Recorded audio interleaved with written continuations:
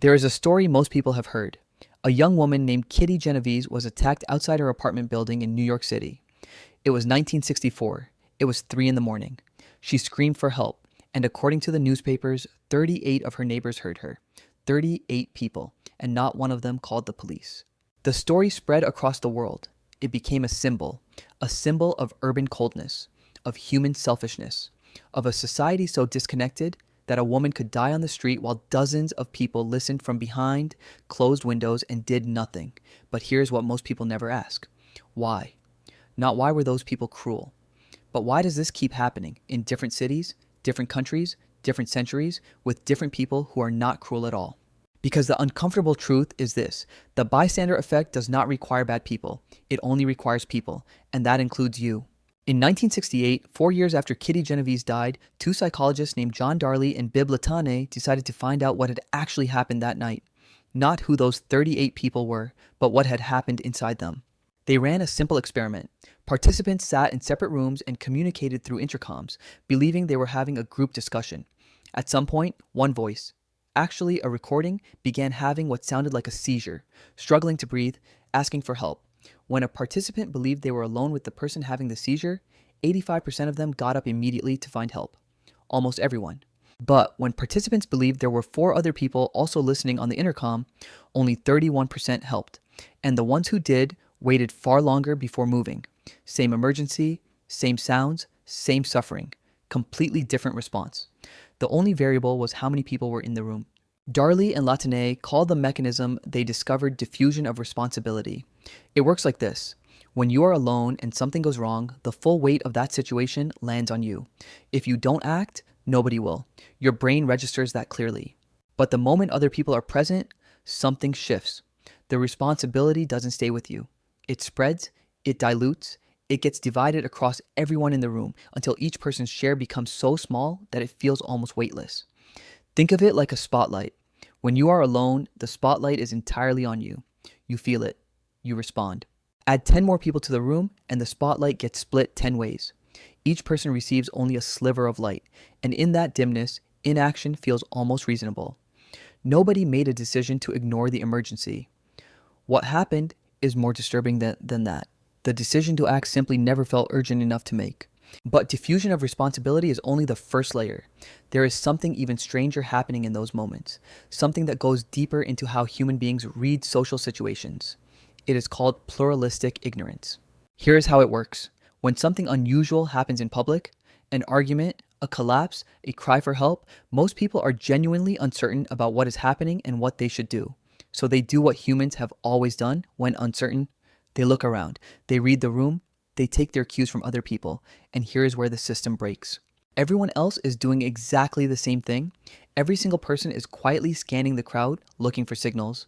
And because everyone is trying to appear calm, because nobody wants to be the person who overreacts, everyone sees a crowd of calm people and concludes, this must not be serious, the emergency is real, the distress is real. But the social signal the crowd is broadcasting says, stand still, wait, see what happens.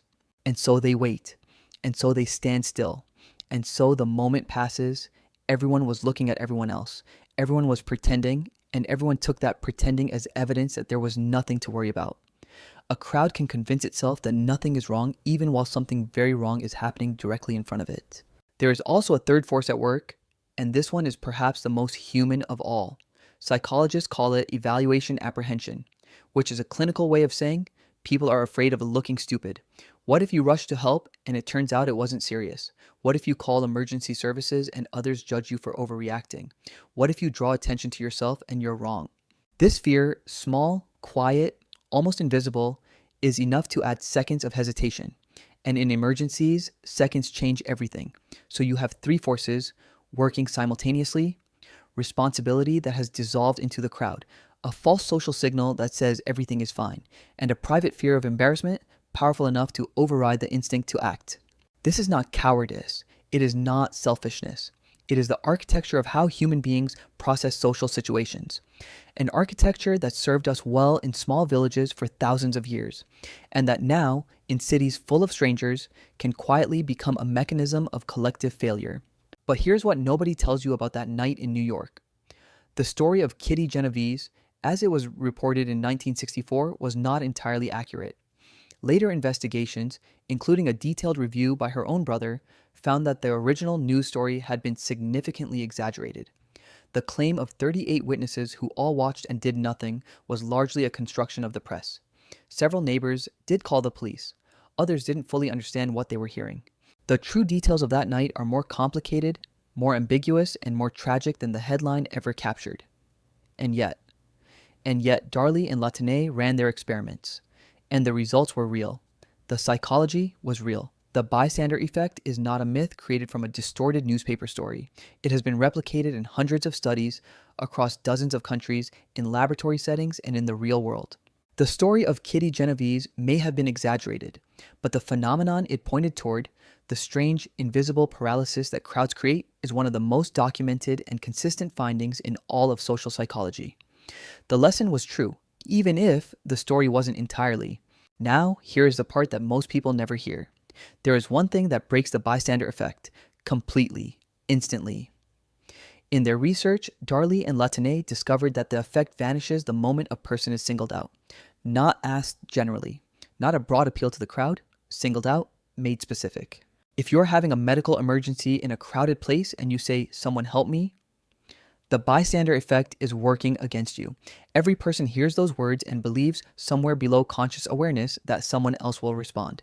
But if you look directly at one person and say, you in the gray coat, please call an ambulance right now, that person almost always acts. The anonymity is broken. The diffusion of responsibility collapses.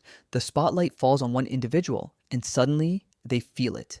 This is knowledge that could save your life or someone else's. In an emergency, do not appeal to the crowd. Choose a person. Make eye contact. Use specific words. Give them a specific task. The psychology that makes crowds freeze also makes individuals, when specifically chosen, surprisingly willing to act. But there is a deeper question underneath all of this, one that is harder to sit with. Most people who hear about the bystander effect believe it applies to other people, to strangers, to those 38 neighbors in 1964, not to themselves. Research suggests otherwise. Study after study shows that people consistently overestimate how they would behave in an emergency. We imagine ourselves as the one who steps forward, the one who acts while others hesitate. In the abstract, we are all heroes. And then the moment arrives, in a crowded subway car, in a parking lot, in a comment section online where someone is being destroyed, and the same quiet forces activate, the same diffusion, the same pluralistic ignorance, the same evaluation apprehension, and we stand still, not because we are bad people, but because we are people. The bystander effect does not require moral failure. It only requires the ordinary conditions of being a social creature in a world full of other social creatures. All of us reading each other, all of us waiting, all of us slightly afraid of getting it wrong. So what do you do with this? You cannot simply decide to be different. Willpower is not enough when the psychological forces are this deep and this automatic. But awareness changes things. Knowing that the effect exists, knowing that the silence of a crowd is not evidence of safety, knowing that your hesitation is not a signal that action isn't needed, gives you a fraction more space between the impulse to freeze and the decision to move. That fraction is everything. The research on bystander intervention suggests something quietly hopeful.